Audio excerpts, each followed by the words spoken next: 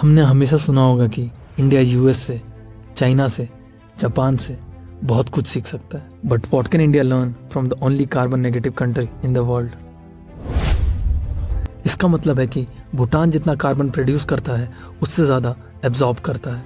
भूटान हर साल approximately 7 million ton carbon emissions absorb करता है और सिर्फ 2 मिलियन प्रोड्यूस करता है।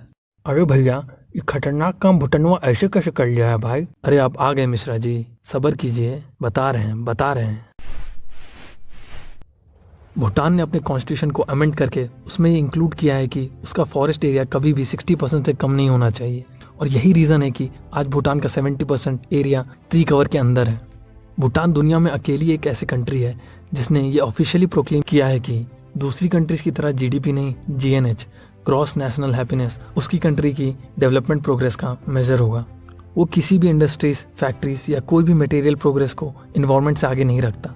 वहाँ बिल्कुल स्ट्रिक्ट रूल्स हैं इन्वायरमेंट क्लियरेंस को लेके। और भूटान का नेक्स्ट टारगेट है 2030 तक net zero green house emission और जीरो वेस्ट प्रोड्यूस करने वाली पहली कंट्री बनने का। अरे भैया, गजब प्लानिंग है इन लोगों का, बहुत बढ़िया। जी मिश्रा जी। और यहाँ इंडिया वर्ल्ड के टॉप 3 कार्बन एमिशंस प्रोड्यूस करने वाली कंट्रीज में आता है, चाइना और यूएसए के बाद। अरे चाइना तो है ही भाई, कंट्रोल मिश्रा जी, कंट्रोल। अरे है ही भाई, खराब कंट्री ये बोल रहे हैं। Hashtag CKMKB। इंडिया हर साल 2300 मिलियन टन कार्बन प्रोड्यूस करता है। और अगर आपको ये लगता है कि इंडिया तो बहुत बड़ा है कंपेयर टू भूटान, तो दिल्ली अकेले 70 मिलियन टन कार्बन प्रोड्यूस करता है। भूटान 2021 तक 100% ऑर्गेनिक फार्मिंग करने वाला कंट्री बन जाएगा।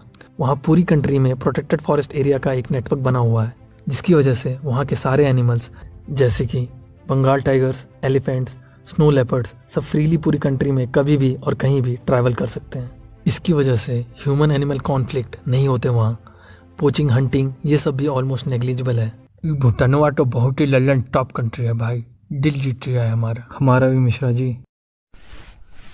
इंडिया में कंपेयर टू भूटान 2025 तक सिर्फ 10% एग्रीकल्चरल एरिया ही ऑर्गेनिक फार्मिंग के अंदर आएगा। इंडिया में अगर हम सिर्फ एलिफेंट्स को देखें तो सिंस 2015 375 डेथ्स हुई हैं एलिफेंट्स की ह्यूमन एनिमल कॉन्फ्लिक्ट की वजह से। India tree cover is only 2.9% compare to Bhutan's 70%। ऐसा नहीं है कि इंडिया ट्राई नहीं कर रहा, बट इंडिया को अभी भी बहुत कुछ सीखना है भूटान से।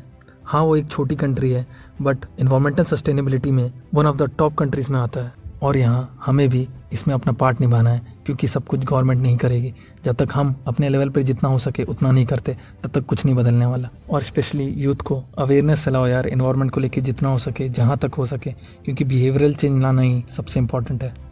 ये हमें डिसाइड करना है कि क्या आज इंडिया के लिए इकोनॉमी इन्वायरमेंट से ज़्यादा इंपॉर्टेंट है, क्या हमें उन कंट्रीज़ की तरह इन्वायरमेंट को डिस्ट्रॉय करके एक सुपर पावर बनना है, या फिर वर्ल्ड के सामने एक नया एग्जाम्पल सेट करना है। क्या हमें इंडिया को यूएस बनाना है या चाइना बनाना है, या फिर इंडिया को इंडिया बनाना है। जय हिंद, जय भारत। अरे भैया, वो बॉयकॉट चाइना तो बोल दो। अरे मिश्रा जी, एक तो ये पान खा के मत आया करो यार। अरे भाई, गुस्सा काहे हो रहे हो यार, तुम बहुत जल्दी गुस्सा हो जाते हो यार। जा रहे हो बस।